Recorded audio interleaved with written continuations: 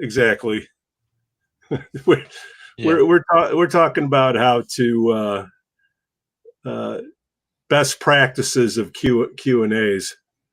Relying on the audience to drive content is a lot rougher than. Yeah, live streams I think are also not promoted or shared the same way that non-live stream content is by YouTube. I think it's deprioritized a touch. So what I find is, or what I'm being advised anyways by people that watch my stuff is like, you really should be cutting these things up because the static ones that are posted will generate much more push from YouTube than the live ones, even after the fact. People, they're not necessarily high volume. So I'm 3 shows in of cutting these up because the questions that are asked and, the answer, put it out there. Yep. It's just, oh man. It's a lot of work. I need money. Yeah. Yeah. I'm learning to do all that stuff. When you're a one-man shop in some way, you got to kind of be good at it all. Right. So there's even 1,000 good ideas and then the show something needs to go up. That's right. That's why there's articles I do every week for the biohacking thing. It's starting to get a little bit like, okay, well today I'm going to do like my top 5 opinions on this, instead of writing a whole article. So, well, hopefully everybody's recovering from the election. Everybody's in trauma, give it 24 hours and then, life goes on. But I am kind of curious about that senator in Pennsylvania with the stroke and using the closed captions and Fetterman. Fetterman. Yeah. I'm like, was he like getting fed the information or he really needed that to connect the dots because of the stroke? I don't understand what was going on. Anybody got a clue? Yeah, that was aphasia, probably. It looked like receptive language, probably auditory aphasia, auditory driven. There's Anthony, you can help me understand if my neuroscience is rusty, but I'm believing it's somewhere in the superior temporal gyrus, leading into Wernicke's area. So auditory inputs from basic primary tissue. My hunch is he blew it out on the left, and he didn't have receptive language that was all that complete heading into the Wernicke's tissue, so he couldn't parse out. Imagine being in a room full of people speaking to each other in a cocktail party, and they're all speaking really loud. There's lots of jumbled conversations. Yeah. You might get the information in, but it's really degraded, and that can happen with those. Assuming he had a mid-temporal or posterior temporal stroke, he could have that kind of phenomena going on, and then you could reroute. You can use the visual tissue, the superior fusiform gyrus. And sometimes I when this happened, I looked it up to figure out if he was left-handed, and I couldn't figure it out because he always holds the mic in his right hand, but I couldn't see some politician, couldn't find one picture of him signing anything. But if he may have been recruiting the right auditory tissue to bypass and then routing it through back into the front left. You can do that, or you can hit the visual tissue instead and then route that back into Wernicke's and bypass it by imaging him, because seeing a word anchors meaning, and it does it better and faster than hearing a word. It's a much more direct route into language than hearing it, actually. So less expensive. Anyways, I think he was doing that. He was using vision to reroute, and then he might have been using contralateral hemisphere. Well, kind of where, I'm trying to get out of my political mind because, you get so ramped up going into it. But you have somebody in political office that has that. Can they function? Because they had to pause the interview because the closed captions weren't working. So I mean, well, at that point he was dealing with more, right? And I think that was somewhat soon after the injury or the stroke. Yeah. And he initially had more trouble than that. I'm sure he had compound or mixed aphasia before that, where he couldn't understand or read or speak or anything. And you saw him recover his fluidity of language over his first couple of conversations of him coming back and speaking to a reporter were really painful. Yeah. He was sort of memorizing lines and not fully like embodying the words he was using. It was clear he was, stumbling through the production of language. And then he got better at production, but still had a receptive issue. And now you see him answer questions that are auditory driven. So it's not necessarily a static thing. But I would say it's about equivalent to would we consider deafness a disqualifying disability for leadership in public office, because it's sort of at that level. If you can work around it with an accommodative device, a teletype, or it's sort of at that level for him. He's not really lacking language. Just my take is, like, if you go to a foreign country, you have an interpreter. So being deaf, okay, I get the close. What I was concerned about is he could hear things. He was looking at them, but he couldn't connect the dots. And that's kind of where I was like, wait a minute, should he? I don't want to put down a guy that's got a stroke, but this is somebody that's in a swing state that could, The fact that he could do it visually proves that there was no cognitive or true language issue. It proves that he didn't have an abolishment, if you will, of concepts of language or concepts within language. So it's almost literally like a hearing loss, except it's more about the meaning of words, probably more than anything else. So Anthony, aphasias are weird. Well, Bruce Willis, right? Does he has some aphasia as well? That's what he had. Yeah. And he couldn't production aphasia, more Broca's, more front. Yeah. Yeah, and they said that his stutter was masking it from his wife, at least, or something like that. He has frontotemporal dementia, right? FTD. Yeah. So it's a neurovascular degeneration in the anterior temporal, and then frontal lobes, and that's right where Broca's is on the left, the production area, right? So what? But they never said he had a stroke. So that's what I'm trying to understand. But the key word is aphasia, and you have aphasia, you have to have a stroke or a disruption. Well, no, just the tissue degrading. Okay. Like, frontotemporal dementia, FTD, is a loss of tissue in the lateralized frontal lobes. So, I mean, you're losing tissue. If it was medial temporal, that's more Alzheimer's. That's more memory formation and memory retrieval. It's retrieval first. But if it's more anterior, you get impulse control, you get language. If it's right front, you get really negative, nasty, angry moods. If it's anterior poles that degrade, you get hypersexuality.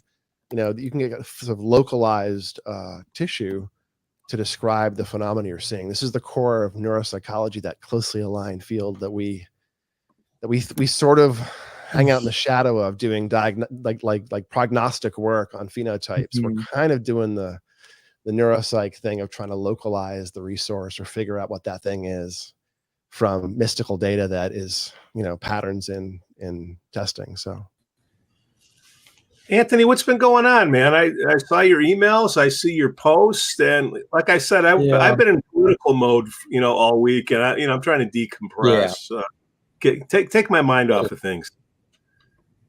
I don't know. I guess there's this one I sent to Jay that 2020 review says that changes in diagnostic criteria have accompanied a 20-fold increase in the prevalence of autism spectrum disorders over the last 30 years.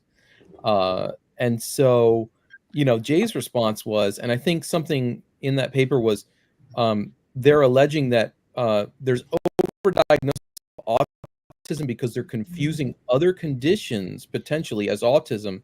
And Jay's response was just the ASD diagnosis, or the diagnosis tool, is invalid in the first place. And so he said that's why we need neuroimaging. Yeah, but we've been hearing that the diagnosis rates are increasing like that. We've been hearing that for 30 years.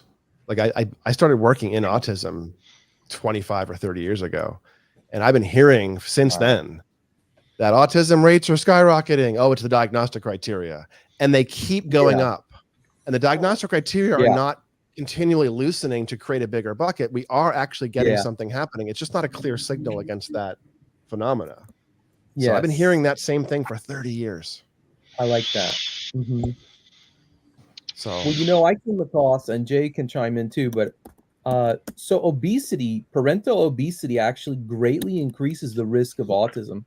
And anywhere from 2 to 4x in the studies I have. And that's been increasing all along for 30 years, I guess, since the 80s. So it's parallel. So does older fathers, especially.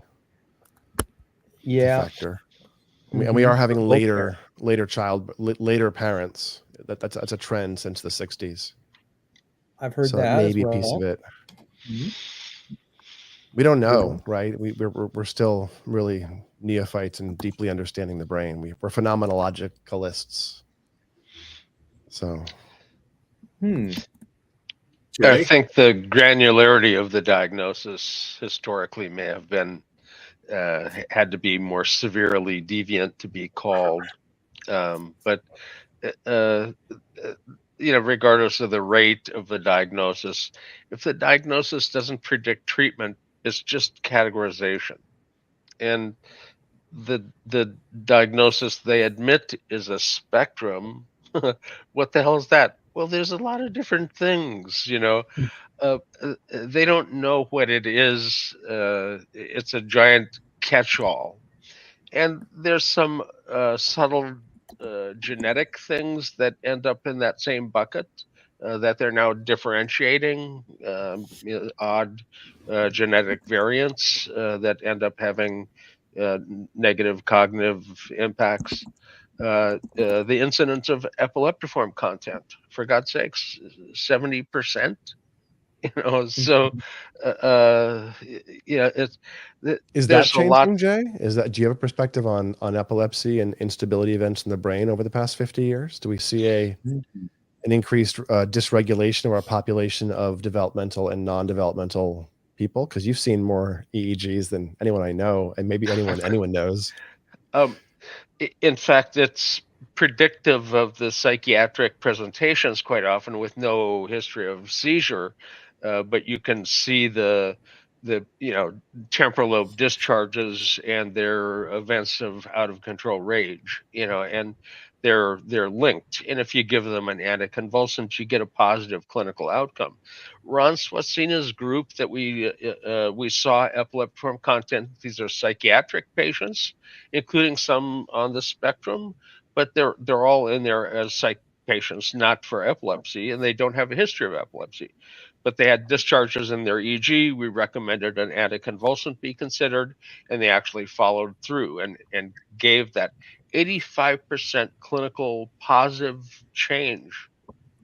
That they get better when you actually treat the epileptiform content with an anticonvulsant. And in traditional neurology, they would not treat them because there are no seizures. But the Although we evidence do end up with is antipsychotics and neuroleptics used for an antipsychotic used for behavioral control. It makes it worse. But even neuroleptics, major tranquilizers, which are seizure controlling, were used historically for dysregulated behavior of any sort to some extent, right? If you were dysregulated enough, you got Dilantin and Tegretol and Mubarol, and you got drugged up to the gills if your behavior was not controllable and it wasn't chlorpromazine equivalents. So I'm wondering, back to the question though, we have an increased incidence of autism spectrum disorders. We have an increased incidence of ADHD, an increased incidence dramatically of sleep issues in the past 30, 40 years. Does that mean that as a population, the bucket's bigger, so we must have more epileptiform problems that are floating across the EEG landscape? But is it growing in a population percentage? Are we dysregulating as a people with the microplastics and the head concussions and all the, all the crappy behavior and the processed foods and the seed oils? Is that part of the problem? The people that make it into a normative database before their EEG is looked at still have a 3 to 5% small chance of having a discharge. And so that's those that's individuals, the background rate. That's the typical rate. That's the typical background rate. 3 to 5%. Now, anxiety has a 12% incidence. And you think, well, 12%, that's not much. Well, it's 400% above the background, so it's significant. And if you have panic, it's 30%, not 12%.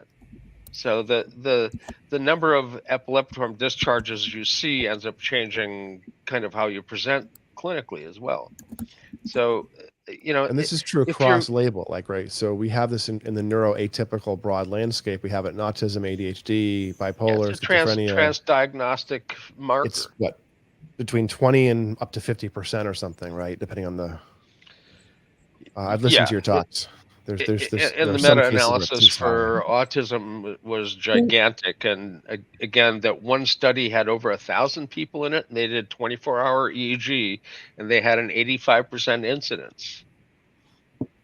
You know, but they did 24-hour. I want to throw in a curveball a bit, fellas. Okay. I want to throw in a curveball if everybody can hear me. Can you hear me first? Hey, of Dr. all? Murray, welcome. Your Hey. camera's Yeah, working okay, too. cool. Thanks for Oh showing gosh, up. yeah. No, it's just, one of the things I'm growing more and more concerned about is what is typical, what is not typical, what is normal, what is normative. We can play around with the terms, but one of my fears in general is that the natural variation in persons, or the acceptable natural variation in persons, in our medical or psychiatric or psychological differences, is getting narrower, as very ironically, as a populace where we're going all pro diversity. And I think we have to kind of look at these type of things, in terms of, ADHD is a real classic. Jay, how many kids when you were in school, had the symptoms of ADHD and were considered a major problem in school? How many of those folks did not go on to, I'm going to air quote here, successful lives? How much of this is about classroom management versus betterment of persons and helping persons succeed more in school?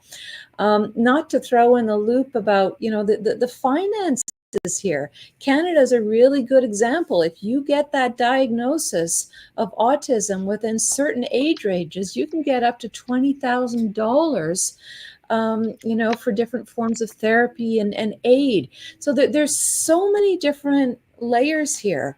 But my concern again is, direction versus correction. What all of us in our profession, we know, in terms of neurotherapy, we can take folks who are really, really having various troubles, be they scholastic or mood or what, or sleep or what have you, and help them. But we can also take folks that are kind of okay and put them in the peak performance. But just because we can improve, does that necessarily mean there was something wrong? And for this, I really underline with children, the various paces and styles of learning. Does that necessarily mean something is wrong? Same thing with adolescents. I don't know of anybody the generations now who didn't have a stage of angst in adolescence. And most of us did not get the label of anxiety or depression. It was a stage and phase of adolescence as we figured out our place in the world. Now, I do not mean to undermine any of this, but I think it's really, really important that we not over or under magnify things. I just wanted to kind of put that out there. Met with silence. Uh-oh. I really avoid the DSM categorization because I'm not a diagnostician or a therapist in that role, more scientist and educator. So I think about it in terms of goals and suffering. Yeah. And dysregulations in the data. Perfect. So it's kind of like, hey, here's some unusualness in the data. Difference not problematic. People are weird. Good job. Be weird. The goal is not to move you to the middle of a bell curve.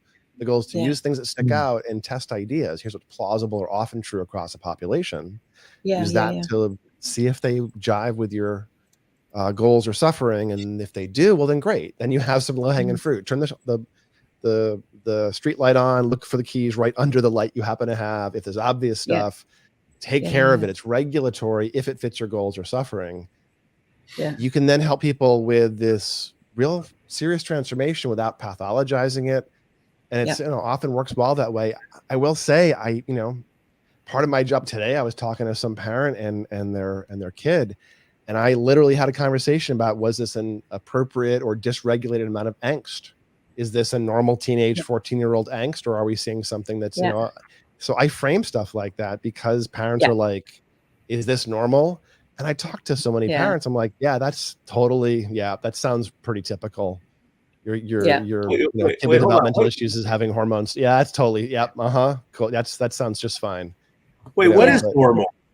Exactly. Well, Exactly. That's my whole defining it as point. typical versus normal is super important in my book. Where you Look say, it up you in the know, DSM, Pete. Just look it up in the DSM, Pete. Oh, You know, you Yeah, know. but to push Jay's buttons even further, many of us in the quote unquote professions that supposedly do or can diagnose have been anti-DSM for a very, very long time, but kind of, swimming upstream in terms of everything that's being pushed down in terms of our education. But many individuals, when they hit the floor and are actually in practice, kind of go, whoa, hey, wait a minute, what purpose is this serving? And again, preaching to the choir completely, the same quote unquote symptom sets match so many supposed titles. It's just a matter of which one you pick out and you want to match up. and which decade So I it think is. we're all in Certain things agreement get, here. certain things get fashionable. Certain diagnoses become Yeah. well one. Oh, good God. Yeah. Yeah. It's so obvious when you're looking at the EEG, QEEG, kind of where targeting is in brain function and dysfunction. And in psychiatry, using TMS with this gigantic 1.5 to 3 Tesla magnet, they're using the DSM of depression or OCD to target and to train, and they don't look at the EEG underlying it. No, It's scary.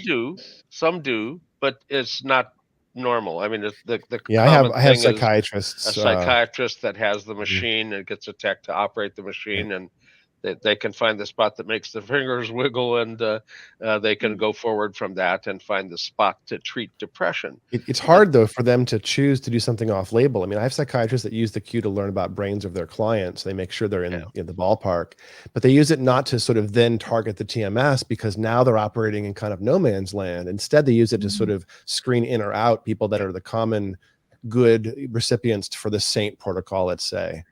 And it's about they're very constrained by what has already been demonstrated as best practice use of these tools in some way. And I think that's probably good, because these tools are they can be somewhat aggressive, pushing the brain around. Although the TMS protocol is patented, the combination of pointing the TMS magnet at a thalamocortical dysrhythmia and treating the person with a psychoactive drug like a ketamine or psilocybin and/or there's a big long list. That combination without any DSM at all. Look for a thalamocortical dysrhythmia, treat them with the drug, and hit the location with the TMS. And that's a patented protocol. So there are people that actually look at the EEG and use it for guidance, and the most extreme case of that is this group that uses it without the DSM at all, just to TMS targeting based on thalamocortical dysrhythmia. Man, if Dr. Sturman Well, only don't get me patented going SMR in training. terms of patenting a process. Well, a lot of businesses do that, though. Well, then you can invest money into doing research around it and charge money for using it, and we end up with an infrastructure around it. Part of the problem with neurofeedback is that nobody owns it sufficiently to invest the $5 million that's required to do a individualized variable gold level placebo-controlled double-blind study across 6 months with individuals doing waitlist individual shams. That's what's needed, and that's a $5 million study minimum. And no one has the stake to do that. So the that's nice one of the thing big is the nice thing is that the British societies, kind of trickling down through their official channels, are now seeing neuromodulation as a major area. They were turned on to it primarily by the high-end functional MRI feedback world, which has a really good literature.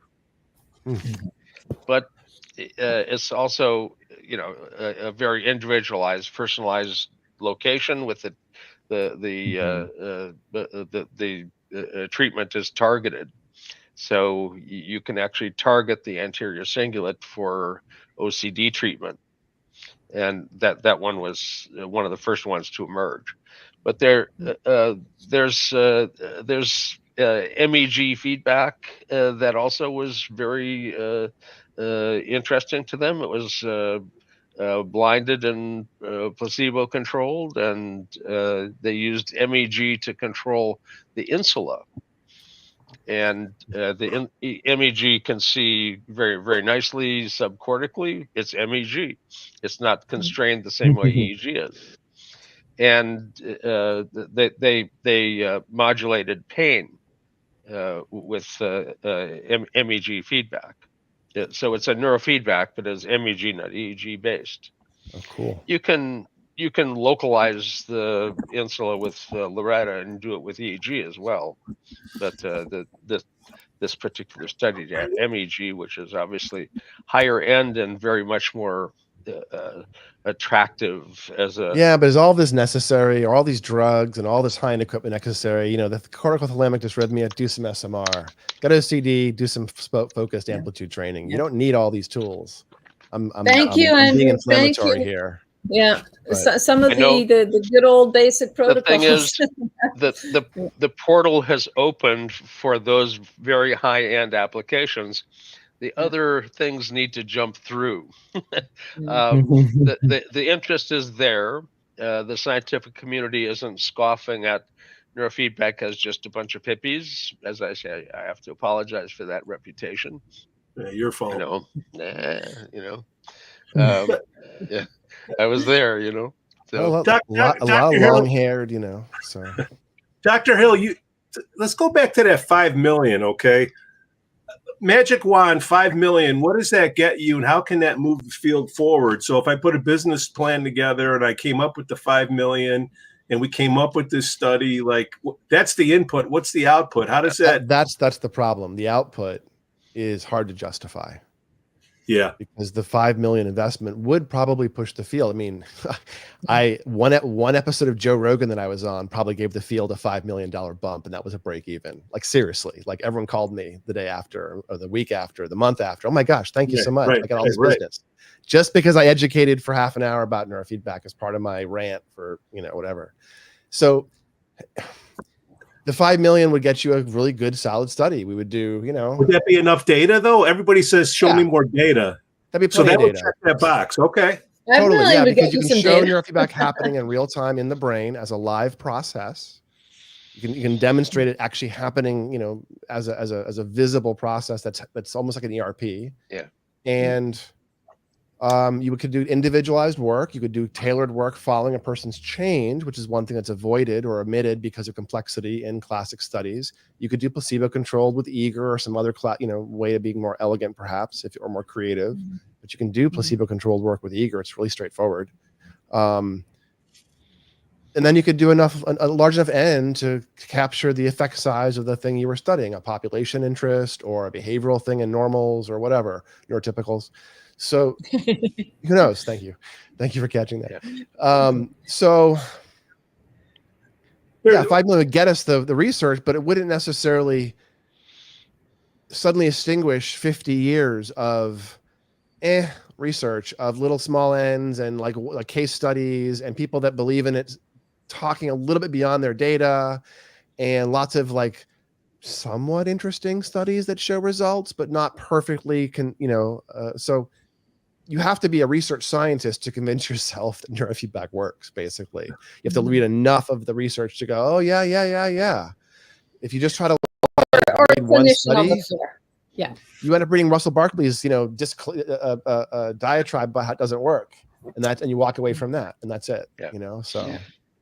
Barkley used to have a very solid researcher who worked with him initially, Sandra Liu.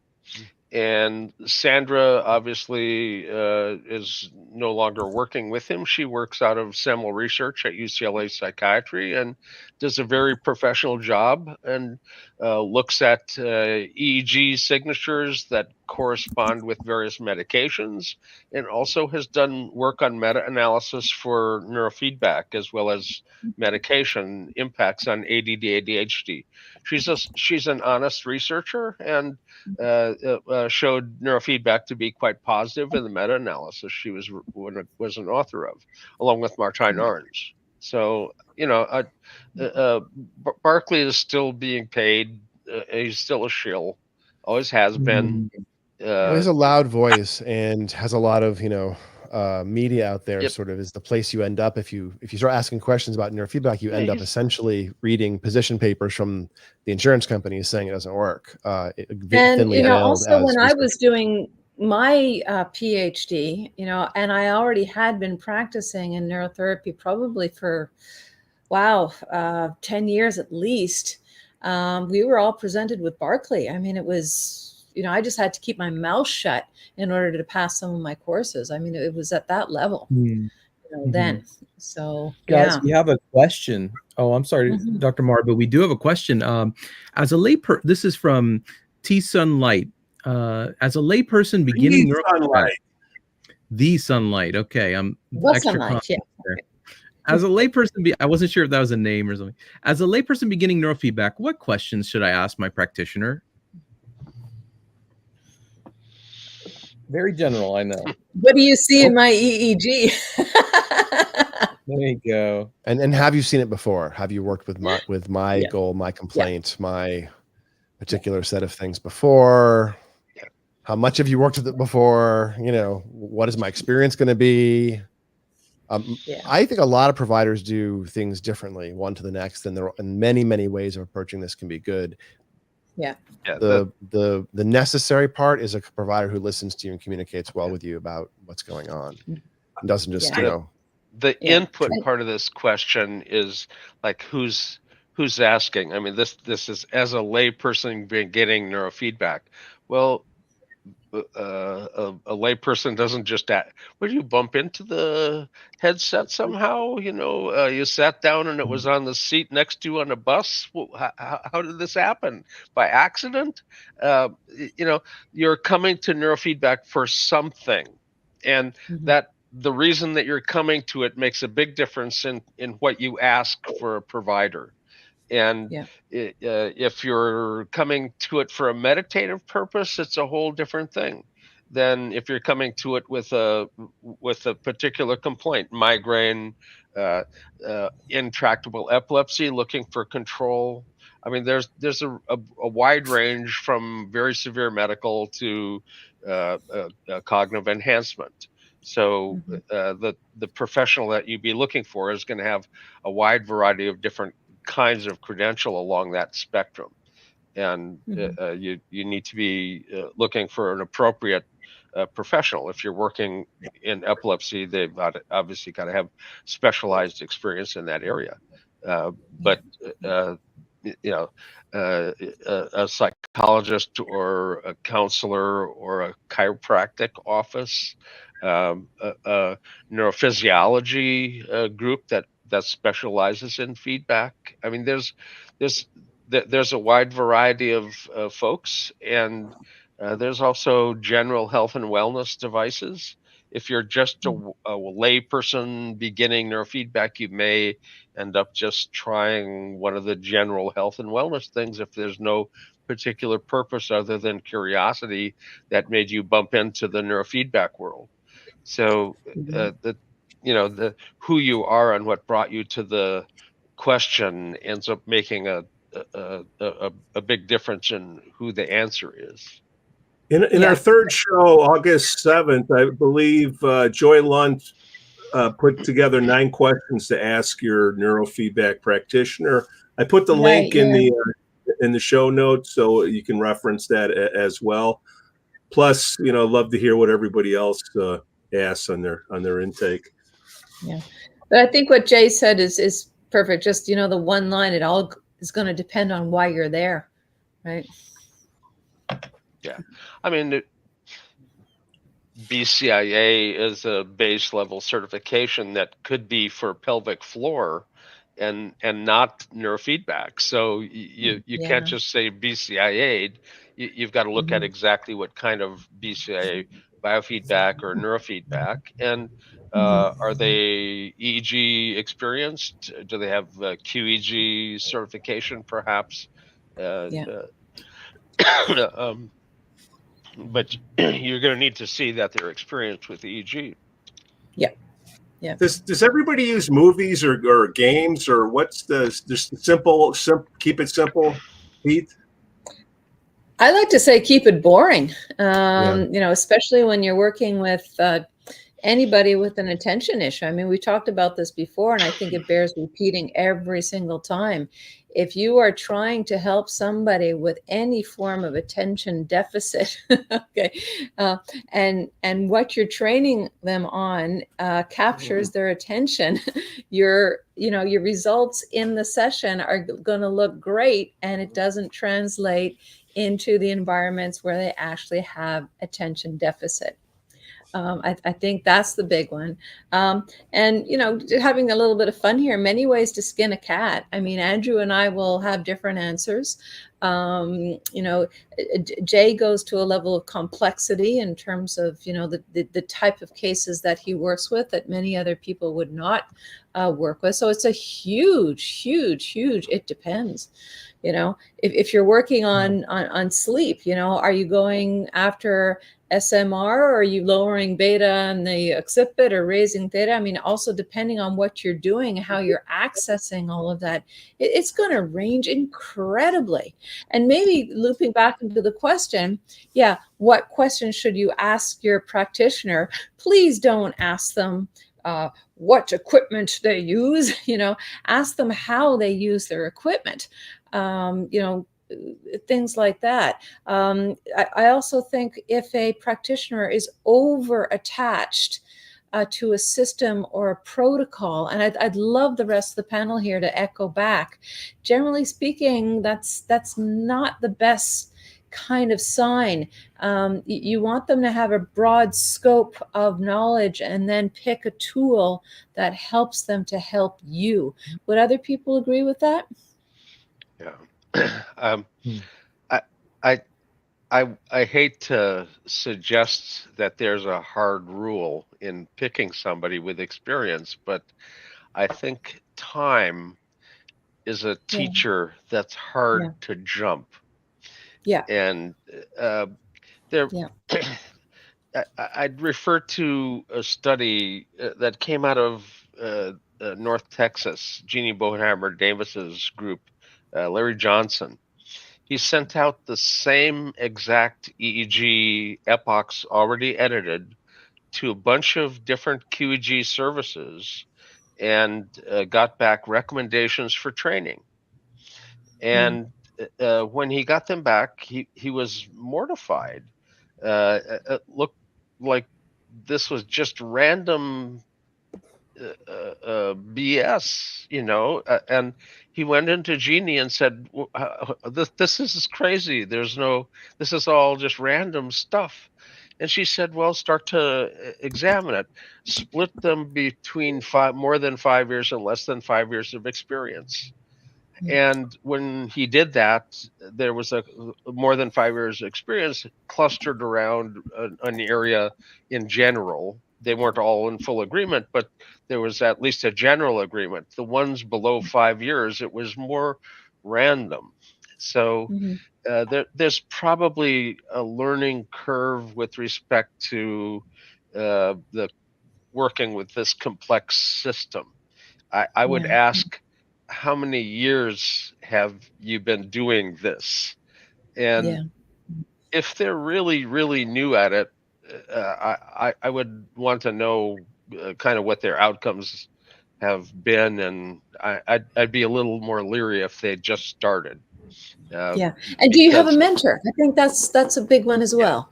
How many years have you been doing this and had a mentor? I mean, this is again one of the very valid critiques of our discipline.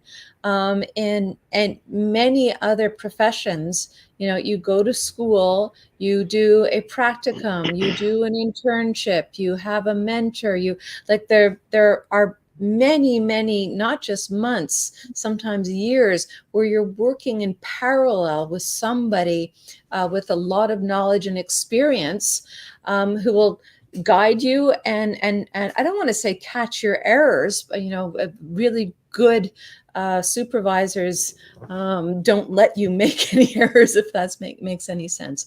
But that's something to really, really consider as well in terms of, the system that people graduate through. Again, I do not want to criticize BCIA, but, the low bar criteria for BCIA to become a clinician is a BA in psychology.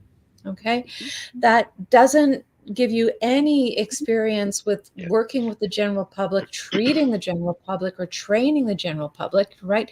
I mean, it's a good entry point that tells you, that you've done some study. But I would say, I don't know what the timeline is, but you should be working in parallel with somebody, under somebody, with somebody, or have a really, really good mentor that you can just dial up. Oh, there's my age. Dial up. Just be in contact with. Radar, welcome back to the show. Radar asks, why do some people get a bad reaction from neurofeedback, in your opinion? The bill? I don't know. I mean, I'm going to be really, really, words fail me. But if you know what you're doing, you don't get bad reactions. You might go a little bit too fast. So you'll get some brain fatigue or et cetera. But a good practitioner, I would say, when you give your feedback, they'll slow things down or they'll switch things out. Bad reactions. Sometimes when you're dealing with trauma and trauma release, you'll get an ab reaction, but that's part of the process. That's different than a bad reaction. And I don't think I'm full of myself saying that. I think that loops right back into what Jay was saying, in terms of experience. Power goes both ways, and you want to make sure you're getting everything in the right direction, and you want to make sure that you're driving at the right speed. And Andrew, what are your thoughts there? Oh yeah, it's fit for the goal, the approach. You can have, and this is why our field is hard. At least those of us who work iteratively and with some choice around protocols. Not every provider chooses what they do. Sometimes their software chooses for them, a lot of the time, sadly. But people that do iterative development of protocols, the place we get side effects that actually persist and build is when there's a really bad fit of a protocol, and when the provider ignores what happens afterwards, and they keep going and they reinforce the problem again and again because the tools aren't sensitive enough, or because they don't know enough as a provider to do this, or they can't do it with the tool they've chosen, and they just plow ahead. And the bigger issue there is you can get away with that a little bit. You can get away with being a little bit of a bad fit. You can push somebody a little harder than they need to be pushed, or a little faster, a little slower, and you can kind of get away with it. Brain's pretty good at kind of figuring out the imperfect ask. And sadly, if you're not used to watching for that and gently staying in the middle of your lane, so to speak, with getting the good effects, it's mostly okay until it's not.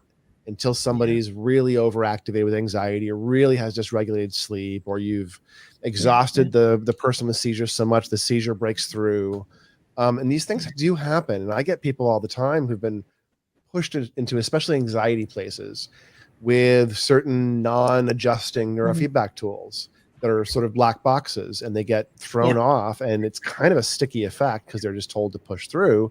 Some people don't tolerate that, and things go off really poorly, really quickly, and they stick after 10 sessions, 15 sessions of traditional reinforcement, or 5 of a microcurrent stimulation or something. So I think there's some risk there. That's the unqualified or the inattentive, or I want to use some stronger words here. People that aren't doing the job correctly. So it's not that neurofeedback per se doesn't work. It's the practitioner or the person applying the neurofeedback. As you said, if you have one of those black boxes and you're just pushing a button, you got to be really careful. The other thing is, I know we don't go over protocols here, so I'm not going to say which ones, but there are certain very specific protocols that I never do more than 3 in a row. And even if the client is going, yay, yay, yay, it's like, no, we stop at 3 and we can switch off to doing something else, but we have to let the brain settle down, because that 4th one, I'm not going to say it's going to pop you, but it could be too much. And again, those of us in the field, or those of us when we were younger, had really strong mentors and guidance. We know these type of things. So I'm going to, maybe I will be a bit arrogant here. If you know what you're doing, this doesn't happen, or you catch it, or you prepare your client. Like, tell me if you start to feel fatigued. Tell me if you start to get a headache. Or if you don't want to push somebody into the negative, you're waiting to hear that. You check your notes, you check your data, right? You don't let it get that far. At the same time, we can't really claim 100% success in our field. If you look at the general publications, we get an 80% success generally sort of reported. It's sort of a soft criteria. The client got something out of the training. But it's also a bit of a coercive question. The therapist is asking if you got something out of the training that they just invested a year with you on, So it's a bit of a coercive questionnaire, sort of an answer as to how things went, but it's better than not asking. And okay, we have somebody that is a newcomer to neurofeedback, and this doesn't sound like a newcomer question. My kid has diffuse slow brain waves and T5, C3, T6. I'm desperately trying to help my kid. Yeah, sorry, the sunlight. We kind of missed the question there. We didn't not mean to answer it. Of course, we don't really want to be giving clinical advice on a live stream, right? So it's a little bit like we're educators more than any individuals. I also don't have your data. Thank you for sending it. I always love data, and I'd be happy to talk to you, of course, about it and do. But there's a difference between diffuse slow activity and specific brain locations that are being named as well. So, you're asking for an opinion based on no data, so the opinion would be baseless. Yeah, we'll have to dig into your EEG, I think, the sunlight and look at it more carefully. But the fact that you have the one thing I wanted to say, the fact that you have your EEG for your son, is a wonderful start. It gives you tools to start investigating, and gives you tools to start developing agency and perspective, and to maybe not have to be quite so desperate to start, taking a breath about the different features and factors that might be operating. Because the thing we'll discover in EEG is that it's never one thing. It's never like, here's the diagnosis. Where is it in the EEG? Oh, well, here's this little piece, and here's this little thing, and here's some of this regulatory feature and some of that was never described. And they're all probably valid. So you can look for these things and start helping your son. And guess what? It changes. It changes. And over time, it does change. Yeah, over months or years naturally, and over hopefully weeks with neurofeedback. Jay, here's a question that maybe you want to hop into. Even I can answer some of this. There is no college degree available that prepares you for neurofeedback. I think Dr. Mark Jones at the University of Texas, San Antonio would disagree. Am I right, Jay? I think he would disagree. There's also a college course at Saybrook is an accredited university that has an applied psychophysiology orientation within their mind-body program. Drexel seems to pump out undergrads doing interesting, like undergrad level papers with good preparation and neurofeedback. They, for like 20 years, they have like the little trickle of, there must be some faculty who are like really interested in the neurofeedback, because we keep getting enthusiastic young people doing really good work out of Drexel. So up here we even have folks, they're not quite teaching it yet, but they have little side gigs. So I think it's coming. It's coming.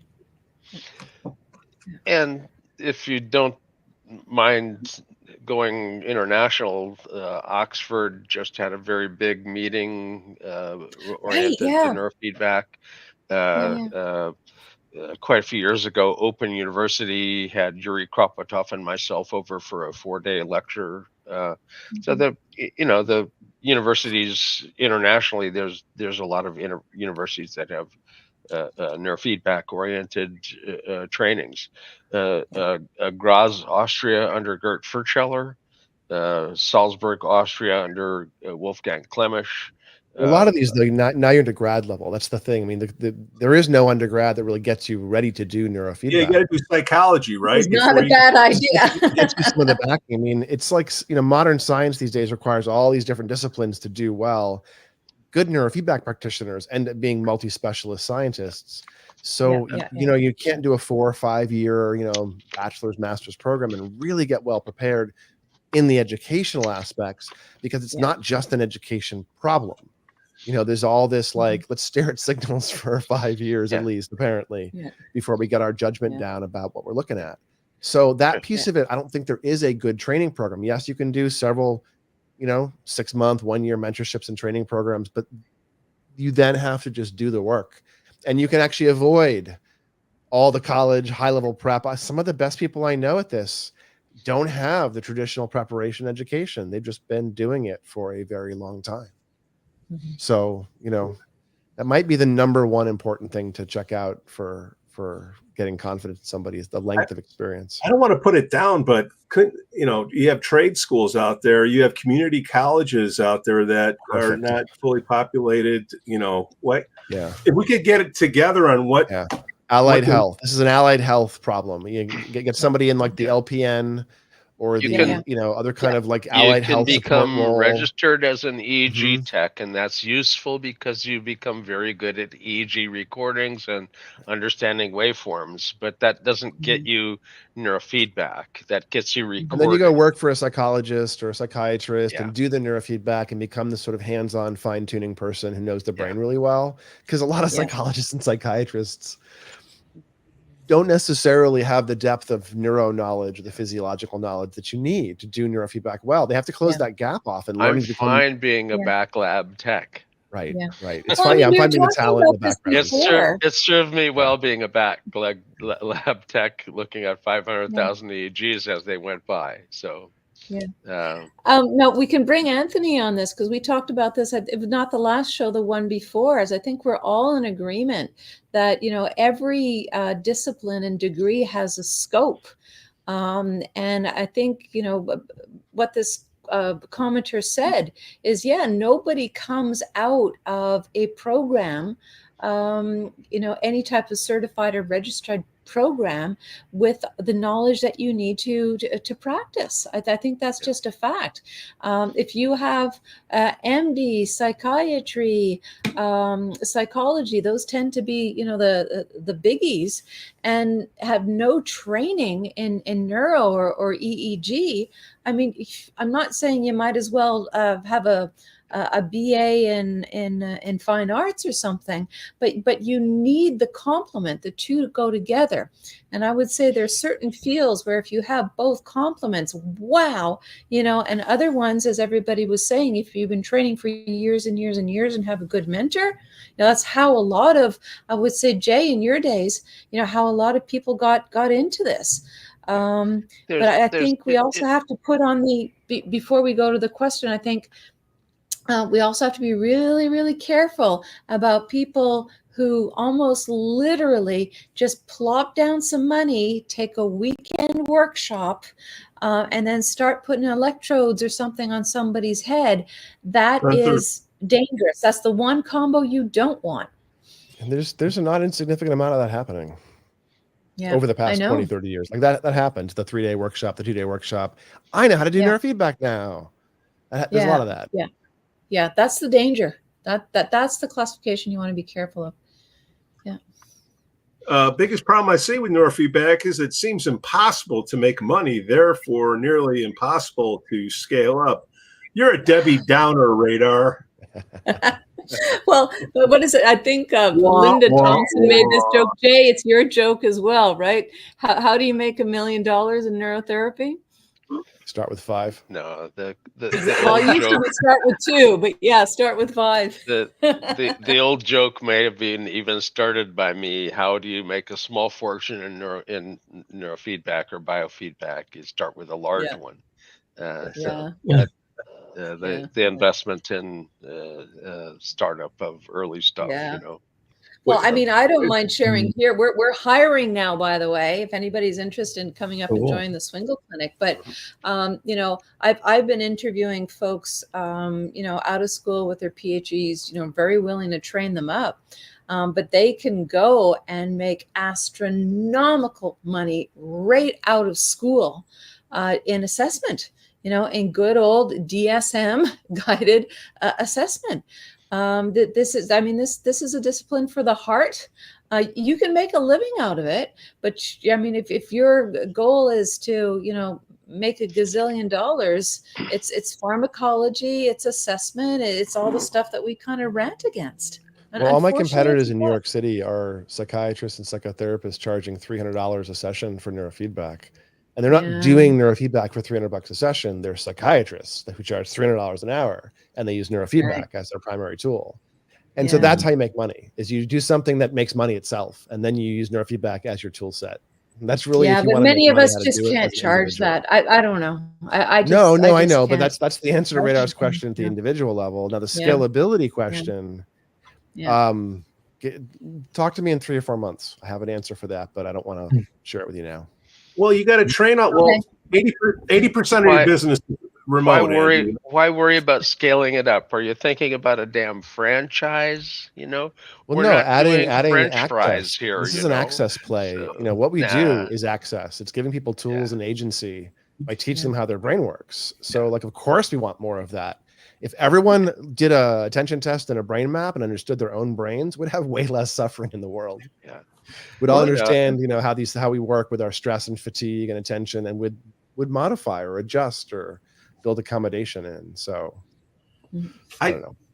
Increasing the quality of practice across the field is a good thing, but if you're worried about ramping something up, again, the Increasing access to neurofeedback. The people that have done franchise work out there have run into difficulties, but that's if you do a franchise, you have to have every state has their own franchise laws. Yeah, and there's a couple out there in our field. There's a brand licensing model now with 50-something states to keep all the franchise stuff straight. There's a group with almost 400 brand licensees. It's not a franchise, a brand licensing model in our field now throughout the world. There's a couple of really broad players, but what that ends up being is a bunch of people who didn't used to be affiliated, just being random doctors with their name under a brand somewhere. So when you call them and say, hey, I want an appointment, they don't answer the phone with that, brand name necessarily. It's just like a marketing umbrella for them. Yeah, but you have to be careful of the brain mills. We have the brain spas,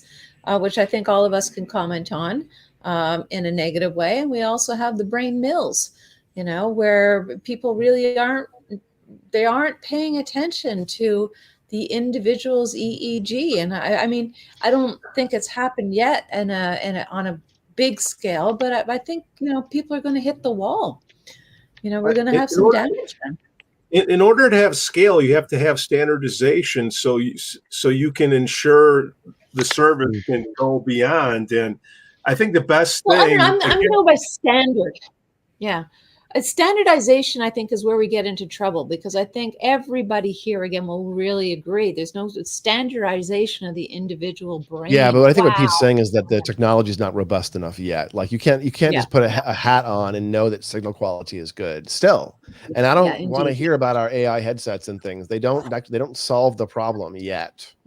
The technology has not yet advanced enough that we can do it without knowing the technology. I guess where I'm going with it, Dr. Hill, is neurologists won't listen to us because they don't believe that the training is the same. So they discredit whoever read it, because there's a gazillion ways that you can look at it. It's too subjective versus if there was you create converts one by one. I have tons of psychiatrists that refer to me that did not believe in neurofeedback, but got desperate with some random hard case and decided, that guy does, let me just see if he has any ideas. And they called me, let's get a brain map. And I look at a brain map and cold tell them 3 things that they didn't tell me. Oh, okay, maybe there's something here. Do some neurofeedback and drop the seizures, the auditory hallucinations, or wait a minute. And now we start getting referrals. So you just create, there's nobody quite so anti-cigarette as an ex-smoker. The same, there's no one quite so vitriolic, like supportive of neurofeedback as a former skeptic. If only Lifetime Fitness or a brand like that would get involved to put some of their equity behind it. And I've never found neurologists to be a problem with my work. But then I work directly in neurology, epilepsy, and EEG, QEEG, clinical work. So I've never had trouble with that. I was recommended as a speaker on QEEG to the the Registry Society's annual meeting, their 50th annual meeting, Mark Newer recommended that I do the talk on QEG to them. So, it's the world out there isn't as hostile as everybody thinks it is necessarily. Not anymore. One neurologist at a time. And just like, if I don't know something, teach me. Same thing with the neurologist. If they don't know something, teach them and speak with them as a colleague. Yeah, I find the psychiatrist and psychologist is the hard group. Sorry? I find the psychiatrist and psychologist specifically is the harder group. Like the regular general MDs or the neurologists specifically in the brain are not that hard, because they start talking to you and they instantly know what the brain is doing. Oh, okay. Yeah. And so they're right there with you, and they feel like, if you can talk intelligently in their space, then you get respect with neurologists. Yeah. But general psychiatrists and general talk therapists, psychologists at the PhD level is among the most resistant group to then referring, I find, to neurofeedback. But the master's level, the terminal sort of in the trenches, licensed social worker, clinical mental health counselor, et cetera, those people are really pro referrals. I get a lot of my robust referral networks from master's level, very deeply caring, very skilled, very broad, very experienced client therapists who are just too busy to take everyone they see and have a lot of ADHD and trauma walking in and want that dealt with differently. But psychologists are like, well, I'm Jungian. I want to sit with you twice a week for 6 years before we talk about what's going on next. They're not really about getting to the physiological intervention the same way, I find. So, I mean, it's, do you see people as a complement or a competition? And I think that's the big one. And,